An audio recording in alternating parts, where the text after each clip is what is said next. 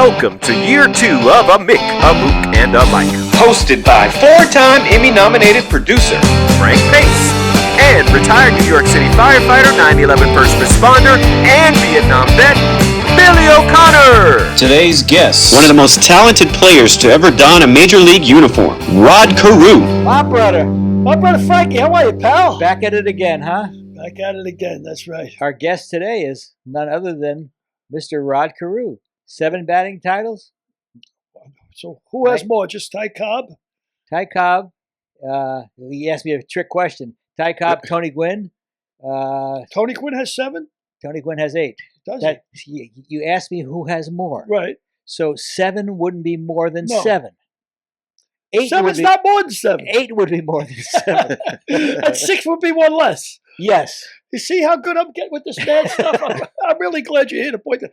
You shouldn't let that get out, though. That could sink national security. That could be a national security question. What's your first baseball memory? Mike, that's a great question. I think my first baseball thing would be 54, the shot heard around the world. I think, Well, that's quite a memory because the shot 51. 51. Excuse me. Yeah, that was. But 54 is what I was really aware of because the Giants made the World Series that year. They played Cleveland, and I was a big Willie Mays guy, so I was aware of the Bobby Thompson 51 shot because of my love for the Giants. How old are you in 51? 4? No, yeah, I didn't remember it when it happened. That's what I'm saying. And 54 is when I really was my first memory of paying attention to baseball. Yeah, I've got a few memories, but I think that my most vivid memory is seeing the outfield grass at Yankee Stadium for the first time. It was so fucking green. I mean, it was green. You know, you have those tunnels, Right? and you went Come out through of the the tunnels, tunnel. and I saw the green grass, and I was smitten. Yeah, of course. If you played baseball, I'm sure you did when you were a kid. You never played on a field that looked like that. So Never. Just the idea of looking at that Never. infield without broken glass or rocks or anything. Absolutely. You know what? Yeah, but I do remember that too. When I first went to Yankee Stadium, I don't know how old I was, maybe 11 or 12, coming out of that tunnel and seeing that field. And I also thought that Mickey Mantle was bald because when he took off his cap in center field for the national anthem, his blonde hair was so cropped, he looked bald to me. And I was like flabbergasted. I said, Mickey Mantle's bald? Like, it was like a big, I was upset because I thought he was like Superman, And you were in the stadium when Maris hit his 61st home run. Yeah, that was a big kick. Why don't I you was tell me about 12 years old. Well, Sunday was, you could take the train for 15 cents to go down to Yankee Stadium. It was about 7 or 8 stops from where I lived at Fordham Road. And we used to get in, although it was only 75 cents for the bleachers in them day, I remember, but we knew a cop. And he used to let us in for free. My friend Twiggy, my friend Richie, we used to call him Twiggy. And he was a real devout Yankee fan. And he said they were offering $5,000 for the ball back in 61. If Maris hits the record, whoever gets the ball gets $5,000. And that was a ton of money, especially for a kid. But he said Maris usually hits his home runs over here, and he was in the right field porch, short right field porch. And sure enough, when Maris hit the homer, the guy who caught the ball was Sal Durante. Mm-hmm. And I was 3 rows behind Sal Durante. Tree rows. 3 rows. Not 3 three. small rows. Not tree. Tree. And is tree less than 4? Is it more than 2? But yeah, so I mean, it was, I never quite forgave Maris for not putting an extra little bit there to get that ball in my hands. But I told you, the guy, when Durante caught the ball, he got clocked. Did he? This guy's, it was $5,000, and security, they had that whole right field area. That would be like saturated. 75,000 today, right? Oh, yeah. Probably more. I The mean, whole area was saturated with security. Derek's daughter's paying $27 for a sandwich. Yes, exactly. So who knows how much that ball could have been worth? It's amazing what it would be worth. I mean, everything. But security rushed to that area, and he was on his way down when they caught him. I mean, he caught the ball, and he was like, I got it. And wham! He got it. He got it. Okay. This guy wanted him to drop the ball. Well, Rod grew up in the Bronx. He went to George Washington High School, same high school that gave us Manny Ramirez of the Red Sox, and he was discovered at Van Cortlandt Park. McCombs Dam Park. McCombs McCombs. Dam Park. Yeah, we used to call it McCombs Dam Park. Right. I see it in print now, McCombs Park, but it was always McCombs Dam Park because it was a way of kids saying "dam" without. Sure. Yeah, but that's where he got discovered, right? Which Yeah. is right in the shadow of Yankee Stadium. Yeah, because he was cut by his high school baseball team. Amazing, right? Two I wonder what happened to that coach. 3 years later, he was playing in the majors. But we'll save all that stuff for Rod. Yeah, he's a Bronx guy. Yeah. Yeah, Brock. He moved to the States when he was 13 years old. What part of the Bronx is George Washington High in? That's by the Deegan, I think. I got to ask him. I think you can ask him that. Yeah. Well, why don't we get him on the line so you can ask him that? Get a chance to meet Rod Carew, brother. Thank you very much. It's a nice opportunity. Derek, can you bring on the great Rod Carew? Let's bring on Rod Carew. Junior, how are you? I'm great, pal. How are you? Good. That's my friend Billy O'Connor, and that's my other Hi, Billy. That's my Real other. pleasure to know you, That's Rod. my other pleasure. friend, Derek Harris. Absolute pleasure. Hello, hello, hello. You're looking. Hello, You're hello. looking good. What's that behind you on the wall?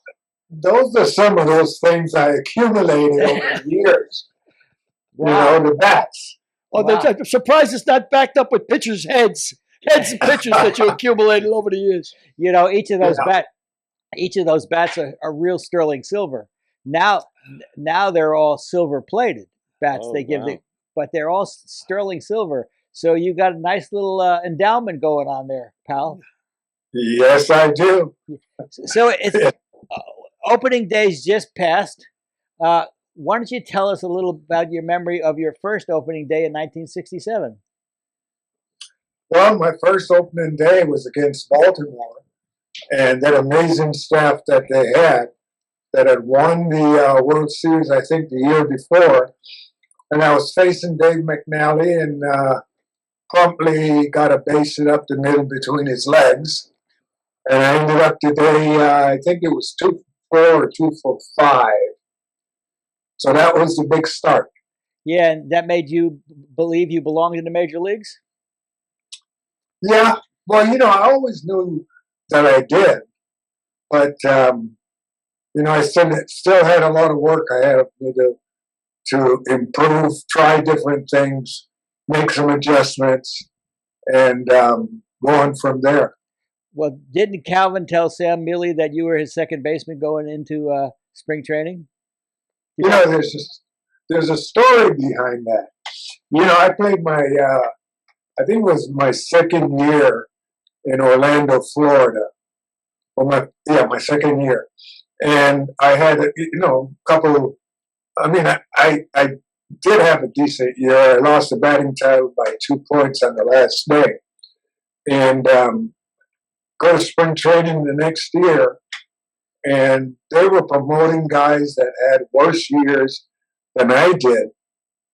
And they were going to AA and AAA, and then they were sending me back to Class B. And I went on strike. You know, we had a big tree out in Melbourne by the field. So I went on strike. I says, I'm sitting under this tree. I'm not working out anymore. I'm done, you know. So I sat out there all day. Next thing I know, Calvin Griffith is walking up next to me. He said, "What are you doing?" The team I owner. said, I'm on strike. I don't want to play anymore. I want to go to AA or someplace else, but I'm not going back to Class B. And he sat down beside me and he said that you're going to be my second baseman last year.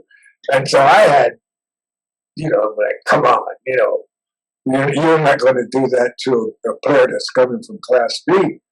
He says, you go to Wilson, North Carolina, and you have a good year. I says, what if I don't have a good year? He says, you're still going to be my second baseman because I believe in. And so I said, okay. So I went in, put my uniform on, and joined the other guys working out. And sure enough, went to spring training the following year, and he told manager Sam Mealy, he says, play him. He's going to be my second baseman this year. And Billy Martin started to work with me and try to improve my defense. And, at the time, what they're doing today is they're able to take 28 players north and then cut down to the roster, which is how I made the club in 1967. And I think I had, I wasn't doing that great. I always knew I could hit, but the other parts of the game I was going through, a learning process. And the last 2 days before the cut down was due, I think I went something like 9 for 11, and because they had a uniform for me in Denver, which was a AAA club, and I went like 9 for 11, sorry, and that was it. I shot my average up from like 245 to about 345, 350, and I never stopped hitting after that. And you never stopped until you became Rookie of the Year in that same 1967 season. Rod, why don't you tell us a little bit? I know you were cut from your high school baseball team. I wasn't even cut. I was just told, before I got on the field that, I don't think that you're good enough to play, with these other guys. So I said, okay. How did Twins discover you? Well, I was playing sandlot in New York in different areas, like Gatun Park in the Bronx and just around the city. And I also played outside the old Yankee Stadium. So I was taking at bats when I would hear those guys, the fans screaming and hollering in the stadium as the game went along. And I said to myself, one day I'm going to play at this place. And so this friend of mine took me with him to play on this team. And his dad was like, they used to call him back then a bird dog scout, where he would look at players and then refer them to the main scout. Well, the main scout was a guy who was, he was scouting for the Twins, and also he was a security guy on the subways. So he came out to see me, and first day he saw me, I went 3 for 4 and stole a couple bases.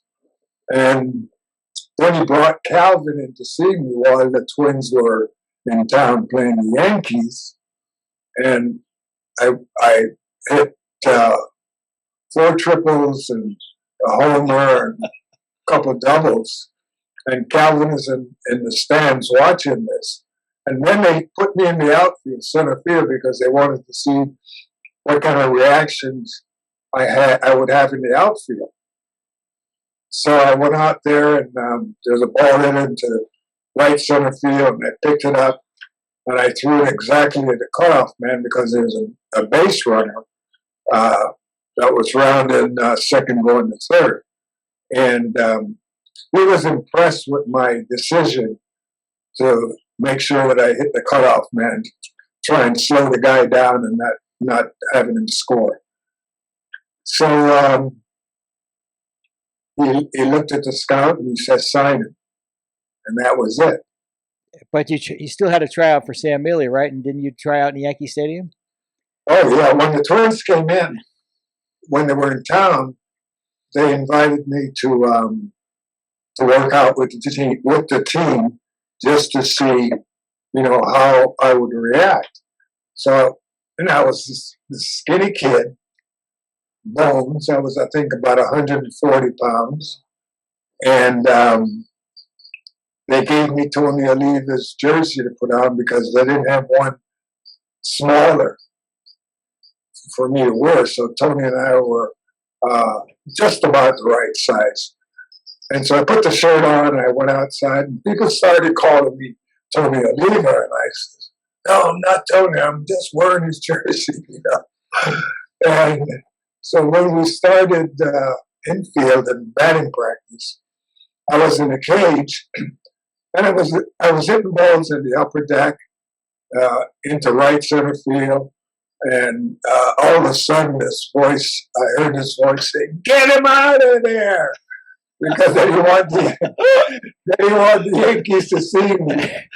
So Sam Neely and Billy Martin took me out to second base, and I started working out at second. And after the game,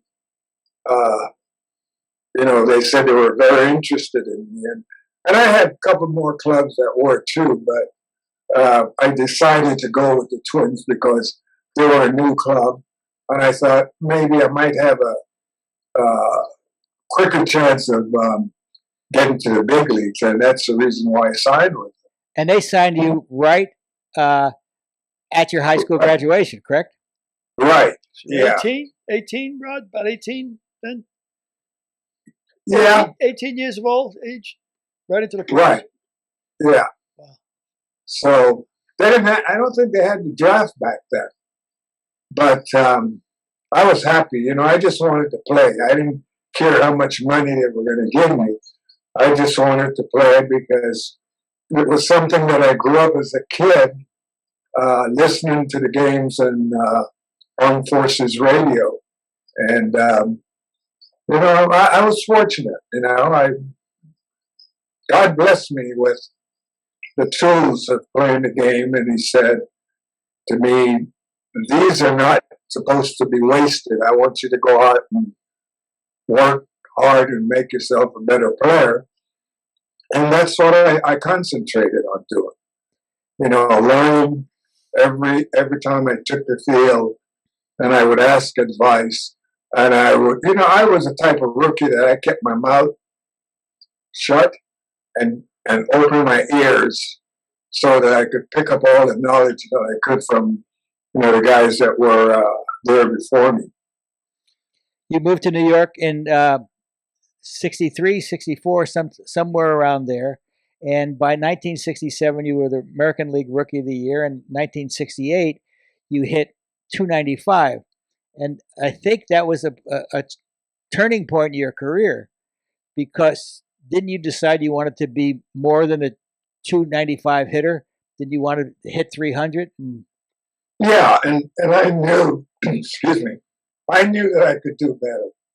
And so I put a lot of work into it.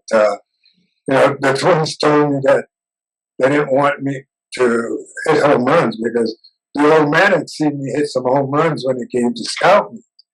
And they said, we're going to put you in the top of the lineup. We want you to get base hits, score runs, steal bases if you can, and let the other 5 or 6 guys on the club that could hit home runs do the home run hitting. So I went from a power hitter to transforming myself into a guy that used the whole field to hit, because I needed to get on base. And so I stopped swinging for the fences and just started hitting line drives, line to line, because that's what they said. They gave me those 2 lines to use, and I was going to use both of them. Well, Billy's got a line that Jim Murray wrote in a column. Let me just introduce that line by saying, first of all, you're talking about how you improved, and you had an awful lot to say about Billy Martin in your book, which is a great read, by the way. Rod Carew, One Tough Out. Thank you. There's a great chapter in there about in 65 when you started working with Martin, how he worked on 69. Your 69, I'm sorry, when you started working on your infield, turning the double play, the pivot.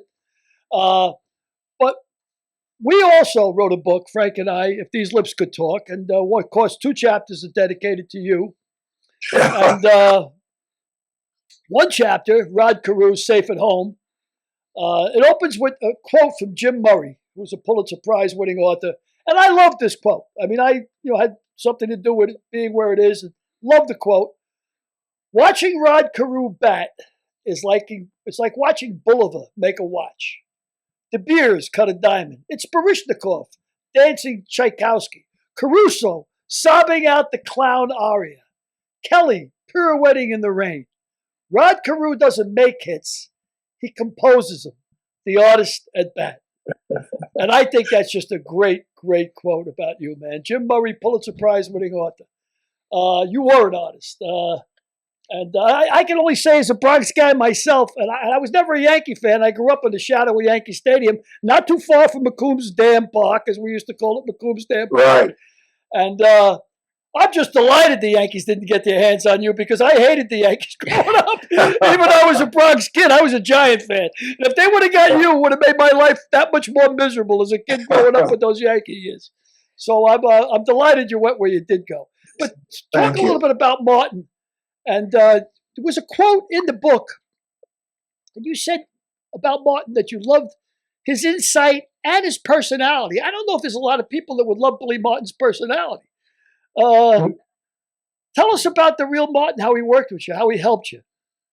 He was really, I fell in love with the man because I think one of the key things that he taught me was don't make alibis for mistakes you make on the field. He says, if you mess up and I come to you, let me know that you messed up and we will work on it and correct it. So we were playing a game, I think, in an exhibition game in Atlanta. And I blew a play at second base, and it was supposed to be the third out. And after we got the third out and I came off the field, he was standing at the top steps ready to bite my head off. And I says, hey, I messed up. I didn't think about what I should do. And he gave me his hand and he said, that's what I want you to do. When you screw up on the field, look for ways to try and improve and not look for alibis. So after that, we became really close. We became so close that I asked him to be, when I got married, I asked him to be the godfather of my second daughter. And, he just broke down and cried in front of me because he thought that was such a tremendous honor. And for me to ask him to be my daughter's godfather, he couldn't believe it. But contrary to what everybody thought about Bill, he was a great man. He was a great friend. He cared about you. And he just worked me until I couldn't take it anymore at times. And I would tell him, hey, ease up. He says, there's no easing up here. If you're going to ease up, you're going to ease right on to the top of the game when I'm done with you. And that's the way it ended up, And he saw other things in me. He knew that I could hit the ball out of the ballpark. And there were times, I think my second year, I was trying and forgetting the other things that I had made some adjustments to do at the plate. And he came to me and he says, maybe you ought to use a little bit a bat with a bigger head, instead of those skinny bats that you're using. So he gave me a Jackie Robinson bat to use. And, Jackie's bat had a big head, and it also, the handle was a little bit thick. And he wanted me to cut down my swing by using that bat, and I did. The first year, I think it was 69, and I led the league. So I said, man, this guy knows everything about it. And then after that, it just seemed like it was a natural thing, for me to do. When I played, I learned how to make adjustments. I learned how to hit different pitches. And it was from there, everything just seemed to have picked up for me. And that's why I say I'm very fortunate. God gave me these gifts, and I worked at him as he wanted me to. So my motto is God's first, my family's second, and baseball is third. That's great. A pretty damn good way to live. That's great. So 69 was your first of 15 consecutive years that you batted over 300. You won 7 batting titles. You finished second twice and third 3 times. That's a pretty remarkable streak. But Billy became manager in 69. Is that correct? And Yes. Didn't he teach you how to steal bases? Steal home? I thought he was crazy when he came up with that notion about stealing home. And he worked. Here's another thing. He took me out, worked on the lead I should have, timed the pitchers, and he had left-handed pitchers winding up, right-handed pitchers winding up. And so he instructed me as far as taking my lead and when to break. And I looked at him and I said, what if I get hit? Well, what if somebody doesn't get the sign and they swing and I get hit? And he says, no, we'll come up with a simple sign and we will flash the sign to them. They will answer you. And if they don't answer you, you don't go. So I remember on this one occasion, we were playing against the Angels and Hoyt Wilhelm was on the mound. And, you know, he usually pitched really well against us. Harmon was at the plate. Harmon Killebrew. Wilhelm, of course, is a knuckleball pitcher. Great knuckleball pitcher, right? Great knuckleball pitcher, yeah. And I said to myself, I think we were behind. And I said, I'm going to steal it now. Because usually it was meant to be used like in the 8th and 9th innings when we were a run down or we needed an extra run. And so I thought, 5th inning, Hoyt's doing a great job. Harmon's at the plate. Why not? And so I flashed Harmon the sign, and he answered. So I figured, okay. So I, you know, William goes into that slow windup he had, and I took my lead, and I took off. And as I'm sliding in, Harmon is about ready to swing, and he jumped back. And he used to call me Junior. He says, Junior, I forgot. So the next day, the guys from the PR made a sign, a tombstone sign, and put it in left field. And it read, "Here lies Rod Carew, line to left by Killebrew." Nice poet. Killebrew. Line to left by Killebrew. Rod Carew. Very nice. So you stole home 7 times that year. I stole home 7 times, and the 8th time was in Seattle. And Bill Honachek didn't see that. I think it was J.C. Martin that the ball came out of his glove, and he called me out. And Billy went into such a rage because that was the leading tiebreaker. And I didn't feel bad about Jim Honachek missing the call because he was a great man, a great umpire, very nice guy. And I said, well, Billy, I still have a few more games that I can do this. He says, I can't say the words here, but he was irritated. And I think he got kicked out of the game. And I said, Billy, I told you I'll have another chance. He said, no, that so-and-so. He just blew the call and, he was wrong. And so I told Bill as I walked away, I said, Bill, don't worry about it. And I tried it once more, but from the stretch. The pitcher went from the stretch. And I think it was Tommy John. And, he had that slow windup. So I thought even from the stretch that I could do it. And I just got nicked at the plate. And so that cut it down. After that, I did try to do it. Yeah, you ended up one short of Pete Reese's record of 8 stolen bases in the season. But you also you stole home like 14 times in your career, or something like that. 17 out of 19 times, I think. Wow! But who's counting? You know, you always tell me you don't have anything about stats. You always That one I do. yeah, but you always say I don't know anything about stats. You know, That's because you kind of pumped that in my head. You know what it was? Hitting came easy. Stealing home, he had to learn. He had to learn that. He had to work on that. You always Right. go. I ask Reggie for my stats, or I ask Pete Rose. In '78, what happened in the All-Star game in '78? We were playing in San Diego, and I hit a triple.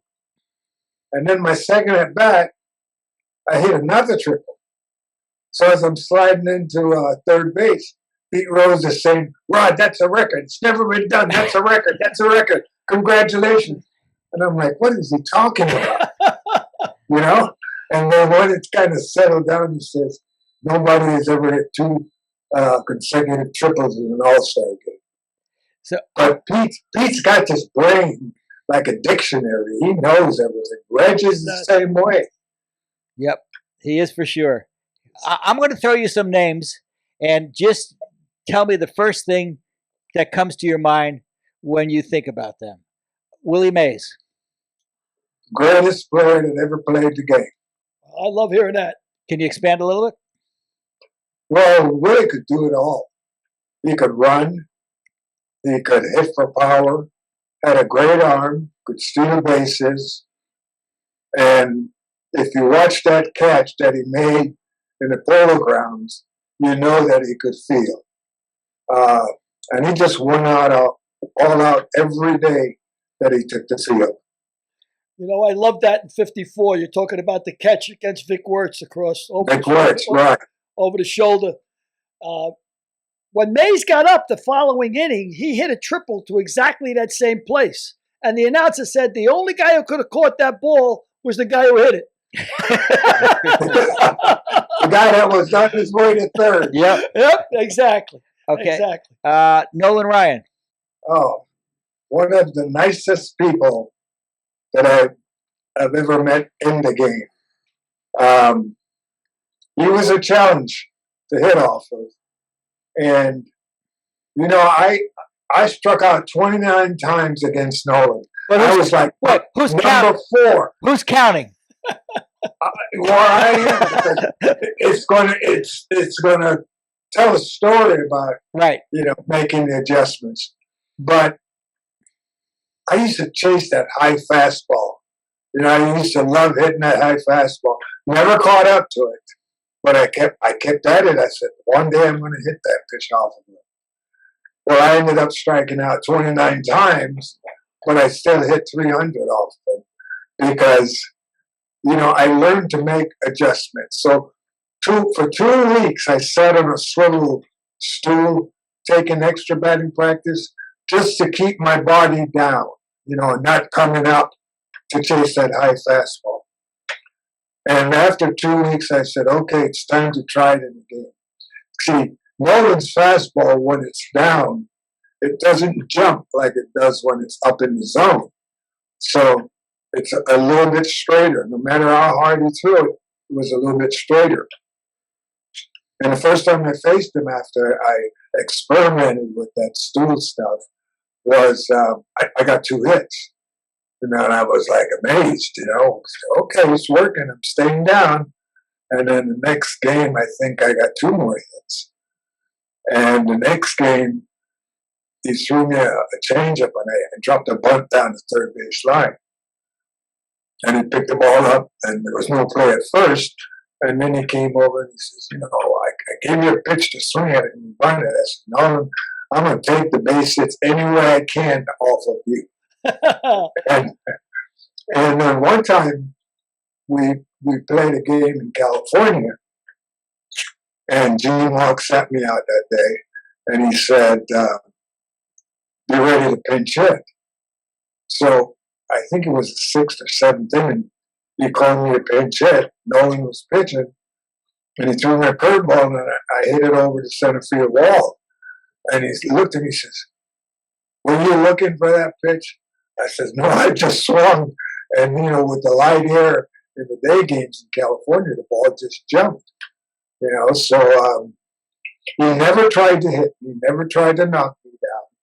And one other time, trying to make that adjustment, he was yelling at me from the mound in Minnesota one time.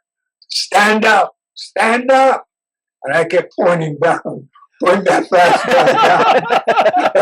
I wasn't going up there. I wasn't going up that ladder anymore. That reminds me of another story with Catfish Hunter and Thurman Munson. Why don't you tell that story? Oh, yeah. We went into New York and we played a Friday night game, and I got 3 hits. And the next day, I was standing at the cage, the batting cage, and Thurman Munson was walking down to the bullpen.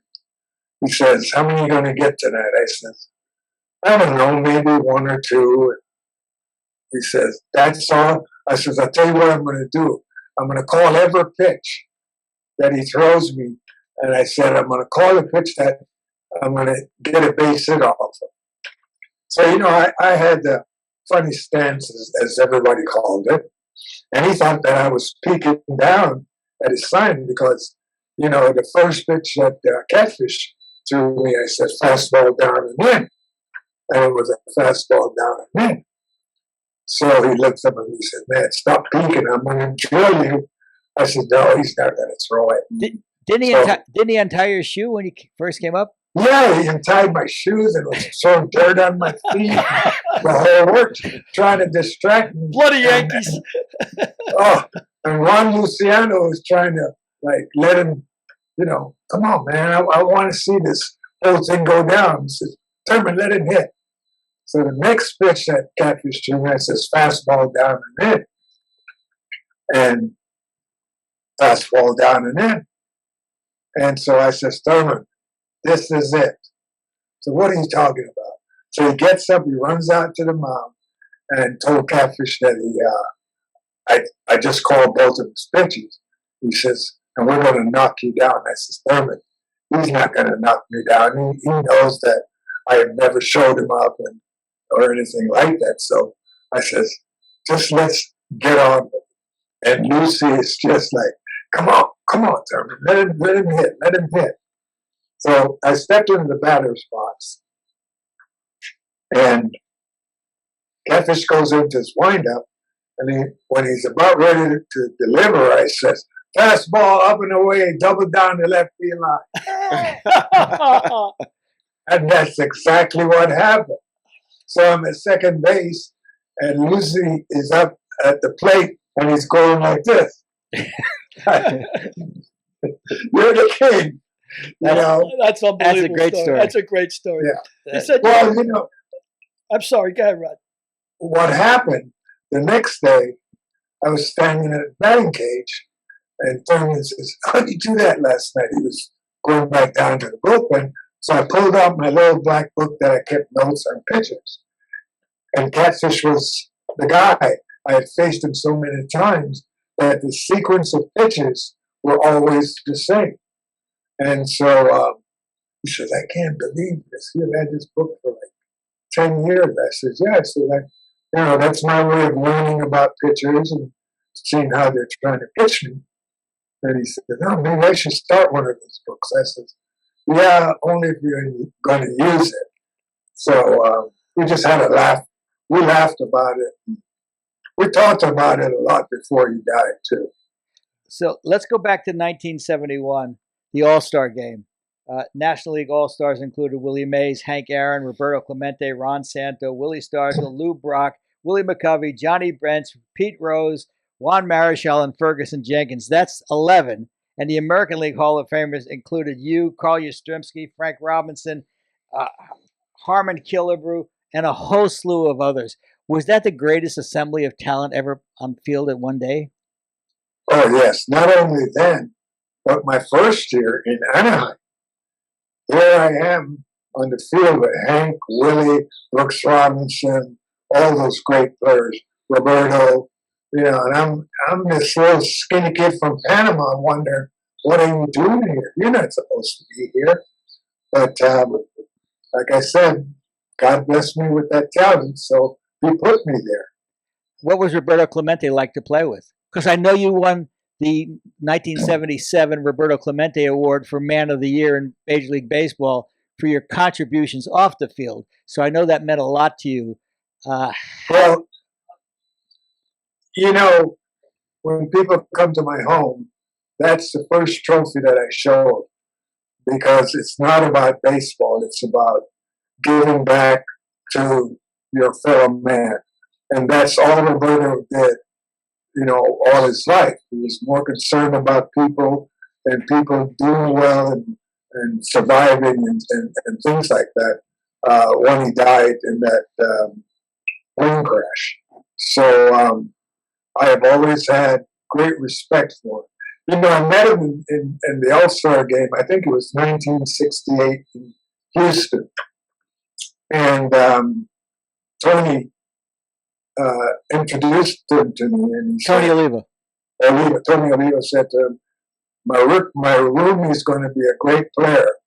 And so Roberto said to me that not only be a great player, but take care of all the Latin kids that you meet in this game and help them out because they're coming from different places, you know, in the Latin American countries. So what I used to do is I would invite guys, young Latin players to lunch or invite them over to my home for dinner or something like that. But always kept in touch with them and always remember what Roberto said to them because that's what he did a lot. Well, for our audience who don't know, Clemente died in a plane crash, but like Rod said, he was trying to help hurricane victims from Nicaragua with relief from Puerto Rico. Again, like you said, philanthropic guy all the way, always looking out for the other guy. Yep. Yes, he did. Let's continue with names. Reggie Jackson, who hit an epic home run in that 1971 All-Star game and later became a teammate of yours. Well, you know, people talk about Reggie, and what they really don't know about Reggie is that Reggie has a huge heart. He would give you the shirt off his back, you know, because that's the kind of individual, you know, he is. He still is. And so I used to have fun with him. You know, I used to tell him, hey, you know, you better stop, you know, yelling at people when you come into the dugout. They might throw something at you. He says, nah. He says, I'm the boss. You know, but with Reggie, you know, he was very flamboyant. He did his job on the field. And he liked to talk to the fans, you know, and he's a great guy. You know, he's a very good friend. And I have nothing but good things to say about him and always will. Well, I'll tell you a story quickly about how Rod and I met 40 years ago. Reggie was traded to the Angels, and I was the pony rep. And I went to see Reggie one day, and he says, there were guys around batting practice. He says, do you own a sport coat? I said, yes, sir. I said, do you own a tie? I said, yes, sir. He said, do you own a briefcase? You know, and all the way around the field, there's guys like Don Baylor and Fred Lynn and Rod Carew and Doug DeCinces, all of these Hall of Famers. And he says, well, come back tomorrow, wear your sport coat, wear your tie, bring your briefcase. I don't even care if it's empty, and we'll sign all these motherfuckers. and I signed 5, 6, 7 guys, one of whom was Rod. Wow. And that became the basis of a friendship that's lasted 40 years. Incredible. Incredible story. Okay, Johnny Bench. Oh, Johnny and I came up almost together, played against him in the Carolina League. And, you know, I used to hear people talk about this guy, this catcher, and that no one, you know, has stolen the base off of him. So I thought, well, I'm going to test him tonight. And I did, and I was successful. But that's the only time I tried, because behind the plate, boy. He had a gun. He could get the ball out of his glove real quick. But I'm telling you that for as far as a human being, you couldn't meet a nicer guy. And I'm glad that we're still friends. We talk, and Johnny's just a great guy. What's crazy about being a Hall of Fame is that we're all in the same boat. When I went in 1991, the first person that came up to me and talked to me was Bobby Doerr.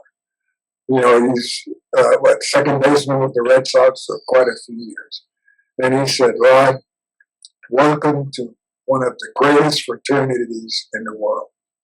And he was so right about it because, when we have our dinner on Sundays at the Hall of Fame, just for the Hall of Fame players, we have a great time. And we're all about killing each other and saying what you could do against this guy, or this guy used to get you out, and things like that. We just spoke the truth to one another, and it made to be a great evening. Tony Gwynn. Tony Gwynn, my buddy. We talked a lot about hitting, a lot. And I first met Tony when I came out to the Angels and in spring training, and he used to come over and watch me hit during batting practice, and we developed a friendship, and that friendship stayed until he passed away. Still think about him today, because I've got this picture of Tony and I that we took our silver bats and had this great photograph made for this friend of mine who passed away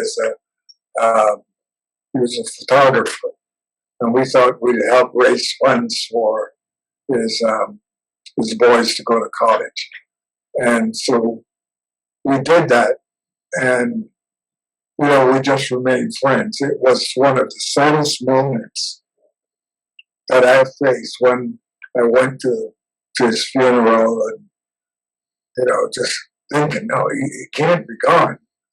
But I guess God needed another great hitter because he lost someone to injury, and so he called him Tony. So I know I'll probably see him one day. And in 2015, I believe, the Major League Baseball named their batting champion in the National League the Tony Gwynn Award winner, and in the American League the Rod Carew Award winner. So two notable namings of applicable trophies. Imagine Tony Gwynn and Rod Carew talk hitting. It's like listening to Rodgers and Hammerstein talk music. Well, I'll go you one better than that. We were in Atlantic City one year, and we had to go from Atlantic City to Philadelphia Airport to fly home. So I sat in the car with Rod Carew, Tony Gwynn, and Stan Musial. And I didn't say a word. I just let them talk hitting. It was a great time for sure. Let me tell you a quick story about Rod, because at the same trip we were in Atlantic City, Rod had met Don Rickles, and I was working with Don Rickles at the time, and Don was a really good friend. So Rod said, "Let's go see Don tonight at the casino." So I called our friend Tony O, and Tony O set me up for 2 tickets. So Rod and I went, and at the end of the show, Don always introduces people in the crowd. And he says, "Ladies and gentlemen, we're here tonight. We're honored to have Baseball Hall of Famer, 1977 Most Valuable Player, 1967 Rookie of the Year, 3,053 hits, the great Rod Carew." And Rod stands up and he cheers, and Rod sits down, and Don says, "And he's here with Frank Pace, who's a fag from the FBI." Yeah, I remember that. Whatever that means. He's a fake for the FBI. Doesn't make Whatever. any difference. It's just coming out of Rickles. And Frank, you remember he was walking across the stage trying to imitate my batting stance and stuff? Yeah. Oh. It was pretty fun. Well, we had a great time with Don. We had a couple great dinners with him also. Who else do I want to ask you about? Al Kaline. You know, we talk about all these players, and all these players are just good people. And people don't realize that. They see them on the baseball field. But off the baseball field, they just don't understand what kind of people they were cheering for. These are people that have the same hurts and feelings that they have. And they idolize us. If they could only understand us as one of them, you know, with the aches and pains at home and the having the kids and sick kids and stuff like that, they would know that we're only human. You know, we were just blessed with a talent that God gave each and every one of us. Al Kaline was one of those guys that went right to the big leagues. And tremendous outfielder, tremendous hitter, and a tremendous guy. You know, I don't think I can say anything bad about any of the players that I've met over the years and during my playing days. They're all great people. Didn't you once say that you used to watch Al Kaline in batting practice, and you would think how remarkable it was how the bat sort of bent, and that contributed to your changing bats? Yeah, because Al had one of those home bats that he could, you know, just whip through the hitting zone, which is what he did. And then when he hits the ball, you can see like the bat's almost bending, you know, the flexibility in the bat. And I tried a few of them, and I ended up with a big barrel bat, which I tried to do the same thing, you know. But his bat was for hitting home runs. Mine was for hitting line drives. And that was the Jackie Robinson bat. Was that the model? Was that heavier? Was it heavier? I think it was the Jackie Robinson head, but with the Al Kaline handle. Right. Yeah. Oh, okay. But it slowed up your swing a little bit. Is that the heavier bat? Yeah, it cut my swing down a lot. You know, the lighter the bat, you know, the more you want to swing hard. Mm-hmm. The heavier the bat, it cuts down your swing. You know, through the strike zone. So I'm going to ask you two questions about bats. What about the grain? How can you? I've always heard that they give good hitters good grain, and you know, not so good hitters bad grain. You obviously got the best grain there was, but how do you measure grain? I never did. You know, I just look at the bat, see the head, and if the head is in the right shape that I wanted, I just went out and hit. But I've heard that theory about the grain, and some guys used to say Ted Williams used to go to Louisville and pick out his bats and, you know, things like that, looking for grain. I never did. Just put it in my hands and say, go to work. But sometimes during the season, you would play a trick on yourself, wouldn't you? Well, yeah, sometimes, especially at the end of the season. I would start off the season using a 34.5, 32-inch bat. And then when I got into August and September, where my arms are tired, I would switch to 34, 31. But then I would, to get the same look of a 34.5, I would turn the blank side towards my face so that now I'm seeing nothing on the bat.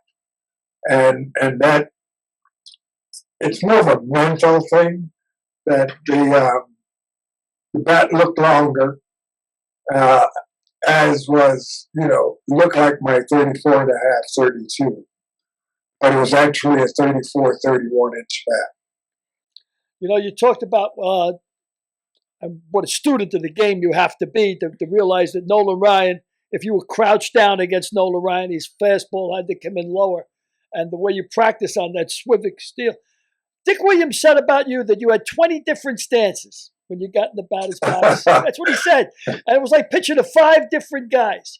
Now, was that because of you had become aware that the certain pitcher didn't like you crouched down? Or why was there so many stances? What was it? Well, actually, my back foot always stayed on the back line of the batter's box, and my hands were, just right over the plate when I hit. But the reason it looked like I had 7 different stances is that with the front leg, I would move my front leg into different spots. But when I took my stride, it was always in line with my back leg. So it looked like, I changed. I did it in between pitches because I was always looking for that comfort at the plate, and it worked out well for me. But these are things that you have to experiment and see what's good and what's not good. So, I tried everything that I could in the batter's box, because once I got in there and I did something different, I knew it was going to feel comfortable to me.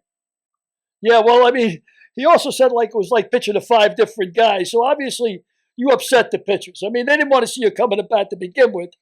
But if you went into all those different changes, and elaborate a little bit more to me, you actually sat in a swivel stool and took bat practice for a week just to keep your stance crouched? Just to keep my body down, right.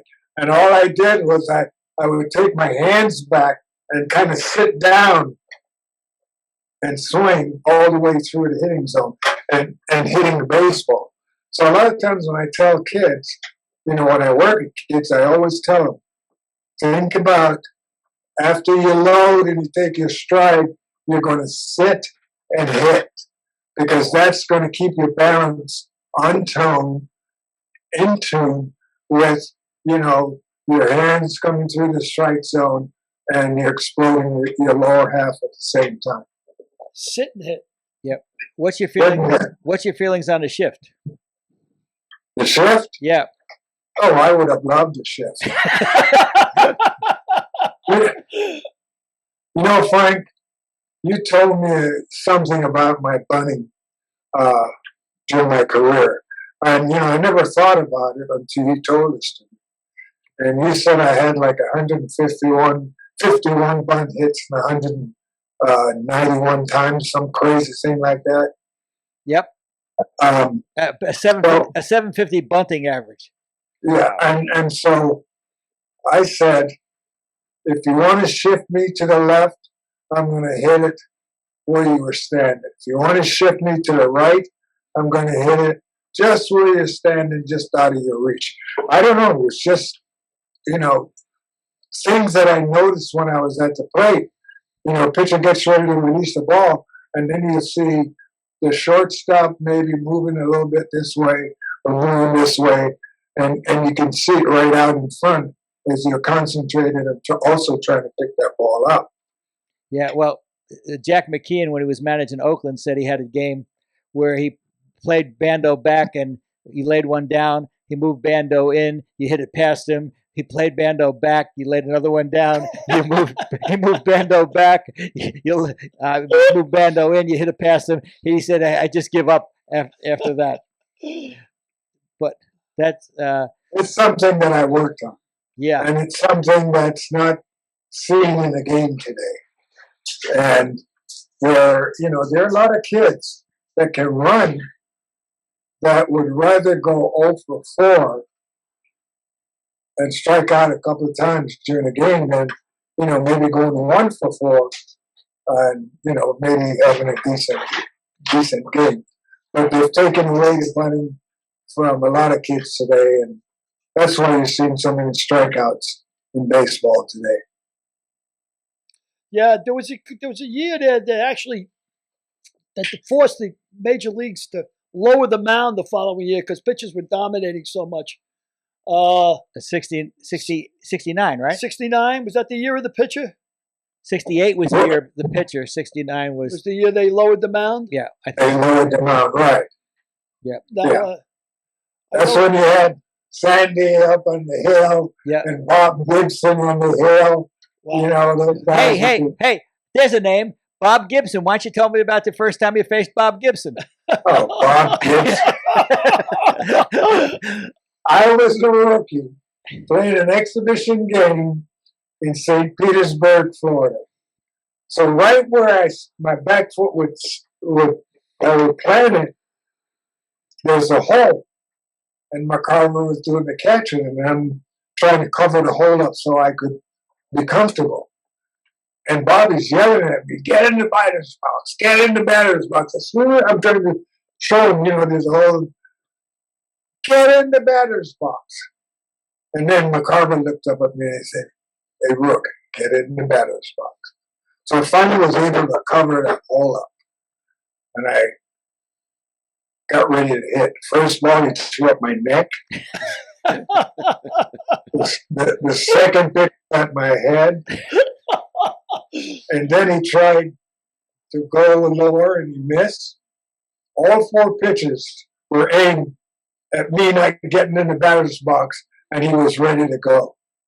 So on my way down to first base, he walked over close to the line. He says, "And don't even try to steal." Well, I said, "Okay." And so years later, when I, in the Hall of Fame meetings that we had, I said, "Why did you try to hit me? I didn't do anything. I was just," he says, "Listen, I was double parked. I had a golf game ready, and you were just taking up my time." yeah. Gibson. That was it. Later on, years later, I was in Kentucky and I asked him the story, and he said, "Rod Carew's a goddamn liar." Yeah. And I said, "What do you say that?" He said, "Because if I wanted to hit him, I would have hit him."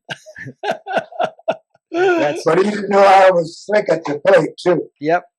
Yeah, we had Jim Maloney on here, and you had talked about in your book that Cobb had stole home plate. Ty Cobb had stole home plate 54 times. You said it's a record that's never going to be broken. I agree. I mean, that's a crazy record. But Jim Maloney said that there was somebody had pitched back-to-back no-hitters, and he said Johnny Vandermeer. Johnny Vandermeer had pitched back-to-back. He said that's one record that'll never be broken because you have to pitch 3 back-to-back no-hitters. So who's going to do that? Can't be done. They can't even pitch 3 back-to-back complete games. Yeah. No less 3 Especially back-to-back. now. I mean, did you ever see a game, a year when a guy's got a 6-inning no-hitter and they pull him, and then the next day a guy's got a 7-inning no-hitter and they pull him because of pitch count? Yeah, that's crazy. It's I don't know. It's unbelievable. I don't know how they can do it. Let the guy go until he's done. Yep. Back when I played, guys threw 150, 200 pitches, and they never complained. And now, if they throw 60 pitches in 4 or 5 innings, they're ready to pull them out. Yeah, it's crazy. It's crazy. It's just crazy. In 1977, you were the most valuable player. You hit 388. You threatened to hit 400. What was that year like for you? Well, what's funny, I never went out there trying to hit 400. My job was to get hits every time that I, faced a pitcher. And all of a sudden, I'm caught up in this thing about, Ted Williams and hitting 400 and stuff. And it just went along all year. And I think it hurt me mentally because I couldn't get away from the press. I would have to go to Gene Mark and say, "Skip, can we set a time where I can talk to these guys and then forget about the rest of the day?" And so we did. And some guys would say, okay. Some of the guys would just like, who does he think he is and all this stuff. And all I cared about was making sure that I could stay mentally sharp for the ball games. And so I finally had to not use my name at hotels, and I would use my daughter's name. But it was tough. I think anyone that has tried to come close to that, I know Tony did and George Brett did. I think it had to be mind-boggling, for them to be able to put up with it. So you finished that year at 388. You said that the 4th of July celebration was maybe the greatest part of your career because you got 5 or 6 standing ovations. Is that correct? Yeah, we were playing the White Sox out at the old net. And I think I went 4 for 6 that day and drove in some runs. And every time I stepped out of the dugout, people would stand up and give me a standing ovation. I think I received, 6 or 7 standing ovations that day. And I think it's because everyone there saw me come into the Twins' history as a young, immature kid. And here I was now as team leader. And they'd seen me growing up and mature a lot. So they appreciated me. And, to this day, I love the fans in Minnesota because they always respond to me in very positive ways. And it was my home for 12 years when I played with the Twins. And I still love going back and being a part of the Twins organization. Yeah, they're a great organization. Dave St. Peter's the president, and they take really good care of you. And it's because of Dave St. Peter that I'm still there, because he is such a tremendous individual, a person. Frank, I want to show you something real quick. Okay. Just give me a minute. Oh, you got it?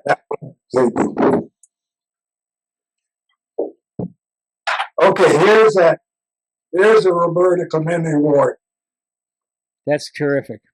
That is something really, really good. Turn it toward the camera. And this is the first thing that I show the kids, that this is so meaningful that they should all see it and realize the person who this award was done for. And then I have another one here that we talked about. This is the award that the league gave me for named after the hitting part, and Tony Gwynn also received one of these. And this is a statue of that they have in front of the Twin Cities Stadium. Yep. Yeah, it's about 8 feet tall.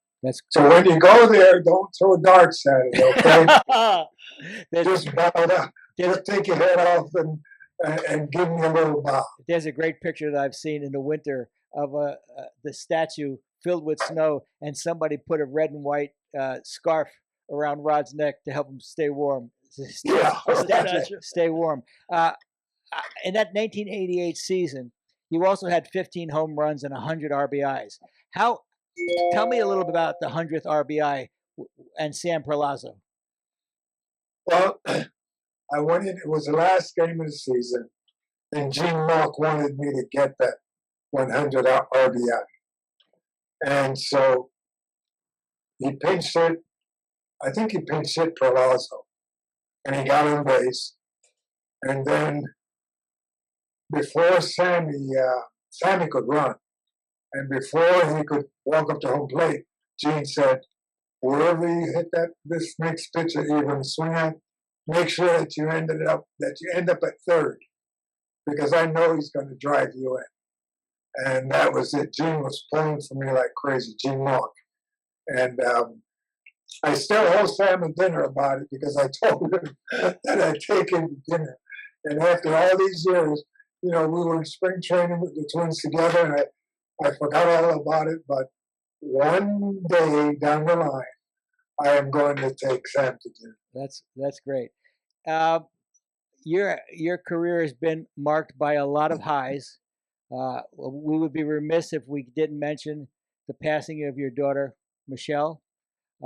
At that time, you were a very private person, and you came out of that cocoon, if you would, to try to save her life. And you saved you were unable to save Michelle's life, but you saved thousands and thousands of other girls or other people's lives because of that. Now, I just want to mention that because it's a great tribute to Michelle and to you. Well, thanks, Frank. It was something that I felt I had to do. She asked me to do it because we were checking her into the hospital, and she was amazed at the kids running up and down the hallways with hockey sticks and kicking soccer balls, and they're holding their pillows and stuff while they're doing this. And then she stood there and she watched them, and she says, "Dad," she says, "I want you to have all those kids that are sick." And I said, "Okay." She says, "I know that you're not good with the press. You don't like talking to the press, but please do me the honor of coming out and talking about this and helping other kids." So I did. It was her request. And I think at the time, the National Maradona program was not, there weren't a lot of people in. And then I think we added close to 10 or 15,000 people. I think a lot more. I think it's Why don't you? I got the stats here that I'm reading was they started at 5,000, and when you started doing the promo, it swelled to 70,000 bone donors. So that's a hell of an accomplishment. And you yourself said in your book that despite all the awards and all of course the accolades you've accumulated as a baseball player, the real mark of a man is what he does, his accomplishments off the field. And by God Almighty, the more I read about you, the more you should take a bow for that, because the golf tournament, the Heart at 29, I mean, it just goes on and on. But Frank can elaborate on that. Well, last week we had John Vallely on, and John, I got to know John through your golf tournament, and John had lost a daughter, as had you. And your golf tournament has now raised nearly $22 million over the last 25 years as a testament to Michelle. She was a great kid. She was a great kid. She was. She never met someone she didn't like. And I remember when we take motorhome trips, she was 3, 4, 5 years old. The first thing she would do is open the door, Daddy. She wanted to go out and go next door to people in the other motorhomes and say hello and introduce herself. And I had to tell her, "Honey, you got to be careful about that, because there are a lot of people that would, try and take you away." She says, "Daddy, nobody's going to hurt me. I know that."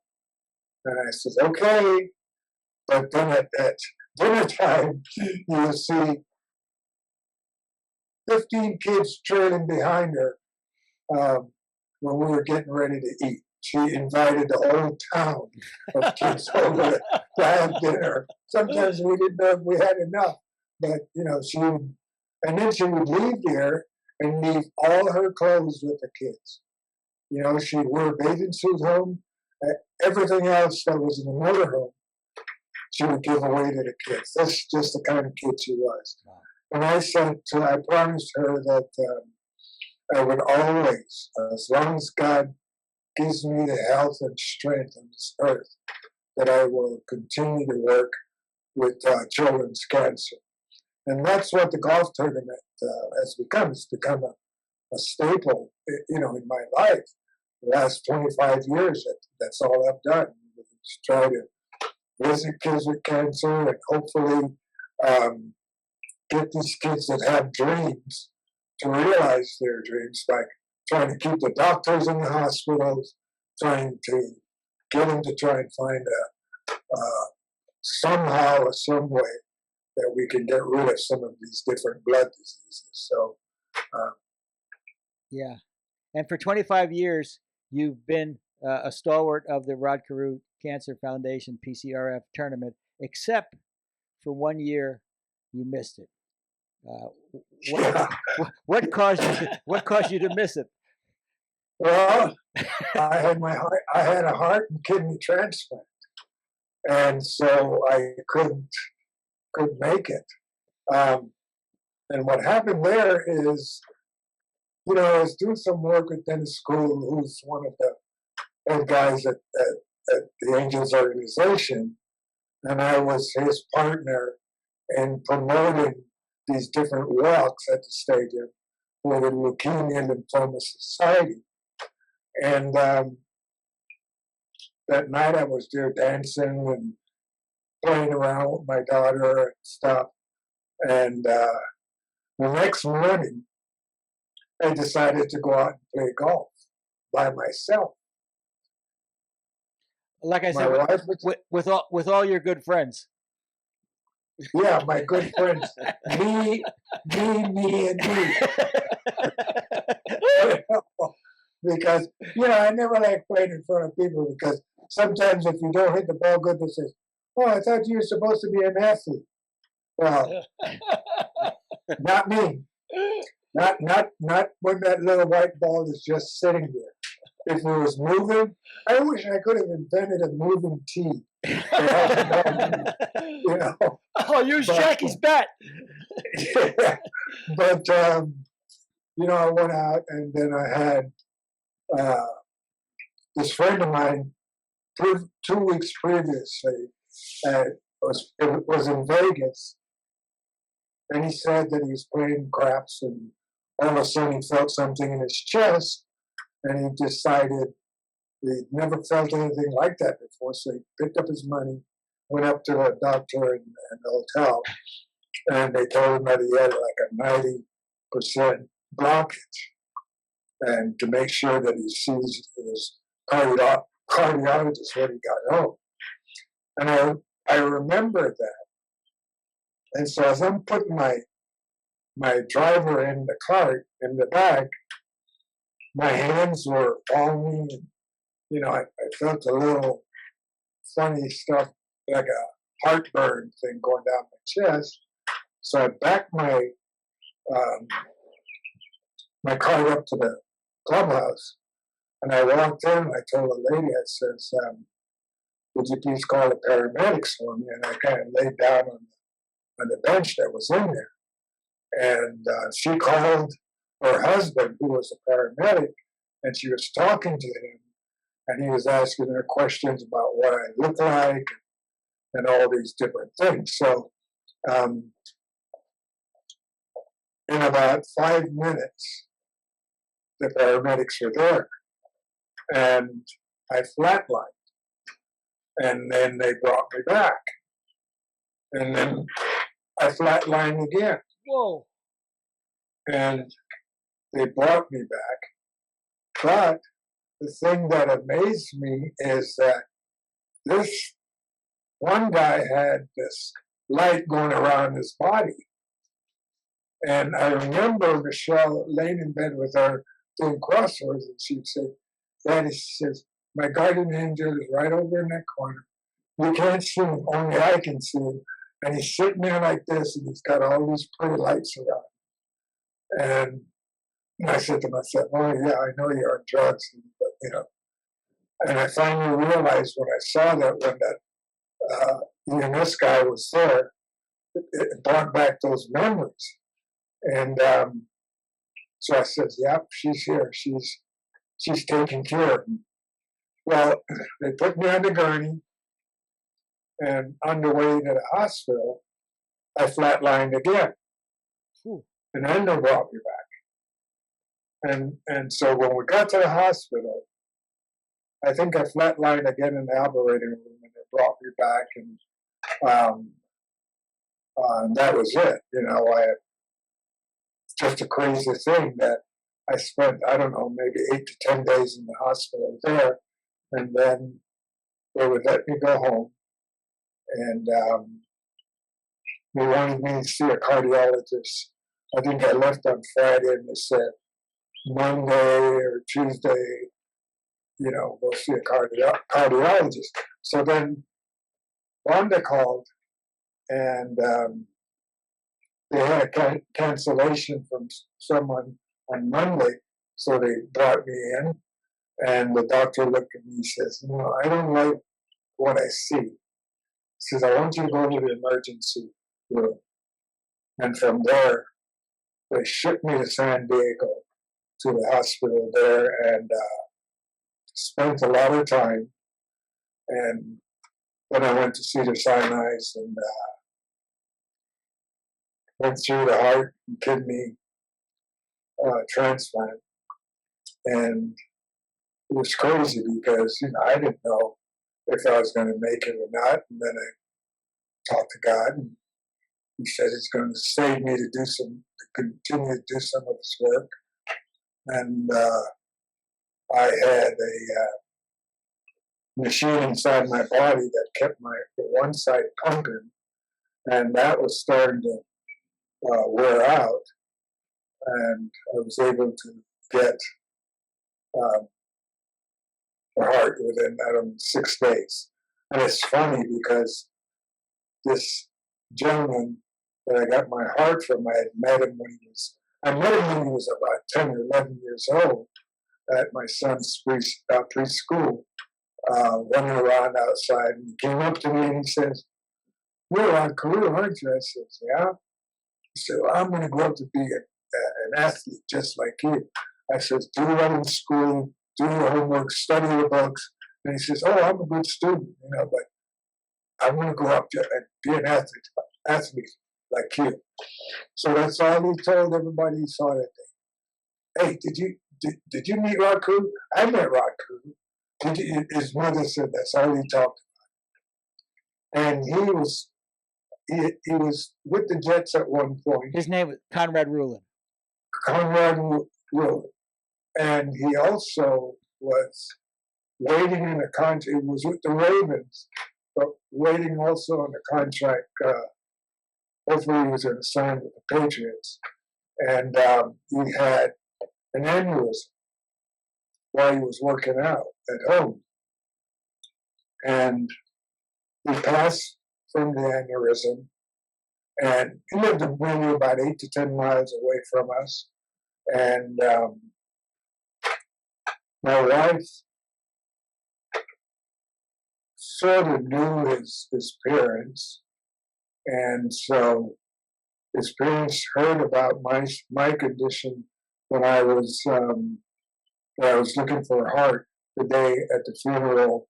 And then Rhonda and his mother, Mary, got together and talked about it. And I was able to get his heart and one of his kidneys, and saved my life.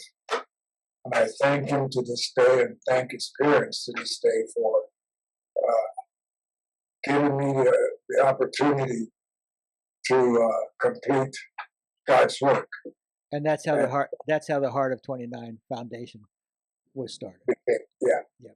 And I would be remiss, as you would, if we didn't give a tremendous amount of credit to your wife, Rhonda, because she was a pillar of strength through everything. She's my hero. She's your hero.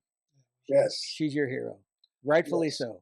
Rightfully so. Well, when you flatline 4 times, I'm not a medical guy by any stretch of the imagination, but that's basically saying you were dead 4 times. I mean, you flatlined 4 times. You were dead 4 times. And obviously, God does have plans for you, and he'll let you know when he's done with your plans, because his plans for you weren't on the field. That's kind of obvious. Yeah. Yes, and he has a pledge for all of us. He knows when we're born the journeys that we're going to take through life, and to that point where he says, "Okay, it's time for you to come home." So he knows, and that's why I have so much faith in him. I believe in him for what he went through for us to even sin and forgive our sins and things like that. That's why I wake up in the mornings and I say, "Father, thank you for another beautiful day." I don't care what the day looks like. It could be snowing hard in Minnesota or sun baked in California, whatever it is. I'm just glad to be here and glad that he's kept me here to continue doing his work. Wow. And wrapping this up, Derek, do you have any questions for Rod? Yeah, I do. Hey, Rod, how you doing? I do. So, first question is, who's your favorite current player? Favorite current player. Mike Trout, I would have to say. Okay, great. Yeah. He does it all on the field. He runs, he hits, he fields, he hits the ball out of the ballpark. He's an aggressive player. And, I've watched him over the last, 10 years, and he does everything that you'd want a young player to do. Great. And then another question to sort of spawn from that question is there a current player today that reminds you of yourself, if it's not Trout? Well, there's a young man with the Twins that plays second base that I have worked with him the last couple of years, and he does everything the way you would like to see young hitters do and matured and continue to do those things. He's a very consistent kid, and he hits the ball all over from the left field foul line to the right field foul line. And he's the type of kid that I would want up in a situation where we need a run, and he would get on base, or he would drive in a run from second base, put the club ahead of time. And what's his name? Arise. That's his last name. I can't think of his first name. Luis Arise. Luis Arise. Yeah. Good player. Awesome. And then you mentioned. Go ahead. No, I'm sorry. Go ahead. No, go ahead. You had a question. I was gonna ask Frank what he thinks that I would hit today. Well, I'm going to ask you that at the end. I'm going to ask you as I sign off. I'm going to ask you that at the end. Go ahead, Dick. So you mentioned. Sorry, I just got to get this camera. You mentioned earlier that you had a black book for hitting, which I thought, first of all, the fact that you called it a black book, I think is cool. But do you think that all great hitters today have some semblance of a black book, or that they study great pitchers or pitchers? Well, they have video, right? Okay. Which is they get taped during the games, during at bats, and so they can go back during the course of the ball game and see what they're doing at the plate, or where a certain pitch was that they might have missed. I remember in 1967, Tony Oliva and I bought a little camera, and we used to film ourselves hitting. And then we go back to the hotel, take a sheet off the bed, hang it on the wall, and that was our video of seeing ourselves hitting. Now today, these kids have, video rooms done by the dugout that after an at-bat they can go up and see themselves. So they have a lot better. I don't think that too many of them have little black books or little books about facing different pitches. I think it's great. It's a great idea. Well, you mentioned Tonio. I know it's going to be a big summer for you guys because Jim Cott's going to be inducted into Hall of Fame, and Tony Oliva is going to be in the Hall of Fame. How many batting titles did you roommates win together over the course of that 15-year period of time? Well, I would say 10. I won 7, and Tony won 3. That's unbelievable. Yeah. Pretty good 1-2 punch. Not too bad. With Killebrew and Allison behind you. And Versailles. Yep. You want to? Yeah, I just want to touch on the fact that I don't know, most of our viewers probably don't know unless they've read Rod Carew, One Tough Out, or If These Lips Could Talk, that you're a Marine. And I have a reverence for a Marine. I spent a year in Vietnam and I was in the Air Force, but every time I see a Marine, I bow my head. And I just want to say, when you're a Marine, it's been my experience, you're a Marine for life. And you certainly fit that bill. You certainly fit that bill. You lived your life like a Marine. And thanks for coming on the show. I really appreciate it. To get to meet you was an honor. Thanks. Thank you, man. You know, I've got a couple. I learned a lot while I was in the Corps. And, you know, they say once a Marine, always a Marine. But it taught me a lot. And I was a combat engineer, and my work was to, we were to build bridges, set fuses, and blow the bridges up and stuff like that. So I learned to disarm mines, find the mines and, you know, and disarm them. Mr. Griffith thought I was crazy doing that kind of stuff when I was still playing for his organization. I got two questions in closing. What's your favorite song, Rod? My favorite song, you wouldn't believe this, but it's the national anthem. And why is that? Well, you know, I was out in California and we're playing Boston. So Big Papi and Pedroia were talking about music and, you know, what's their song was. And then they called me over. I was right next to the cage where they were talking. And they asked me what my favorite song was. I said, hey, the national anthem. And they looked at me like I'm crazy and they were cracking up. I says, yeah, I says, because every time I hear that song, I know I'm going to get 2 or 3 or 4. Yes, that is. And what do you think you'd hit it today if you were playing? Well, I would say maybe about 285, you know, with these guys throwing a lot more fastballs. And, you know, plus I'm 76 years old. 285 would be about right, huh? Yeah, 285 would be about right. Rod, thanks so much for being on the podcast today. We've had a great time talking to you, and you're always been a gentleman, and it's been my honor to be associated with you for 40 years. Thanks, buddy. Billy, thank you so much. I enjoyed it. And, I'm glad. It was a real pleasure to meet you. Man. Really an honor for me. I actually have one more question. Rod, what is it like knowing Frank Pace for 40 years? 40 years.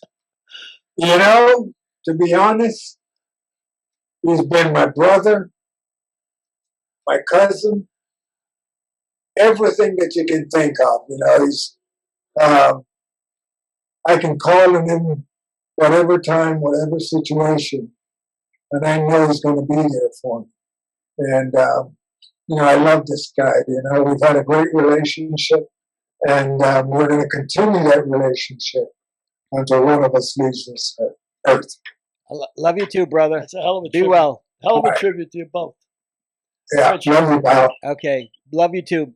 Don't make him.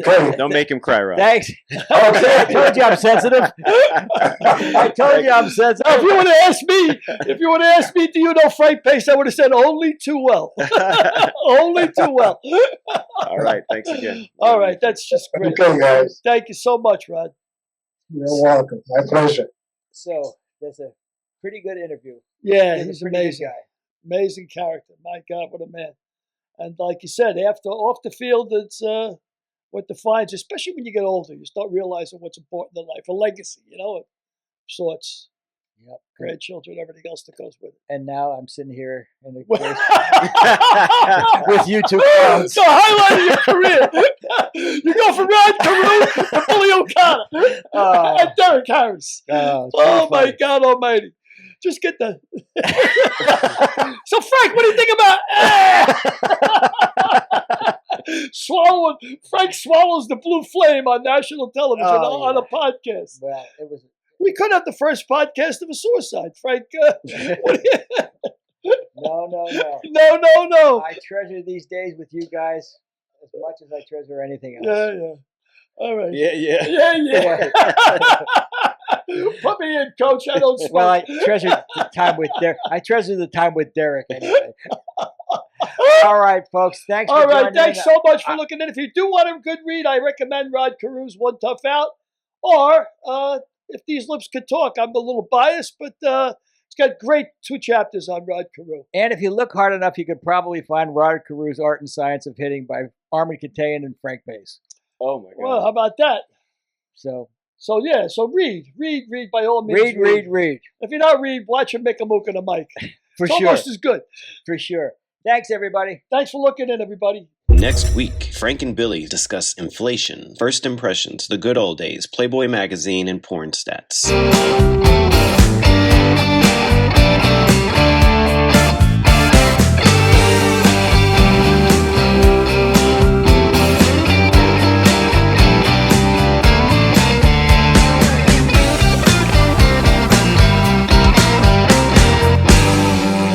We'll see you next week.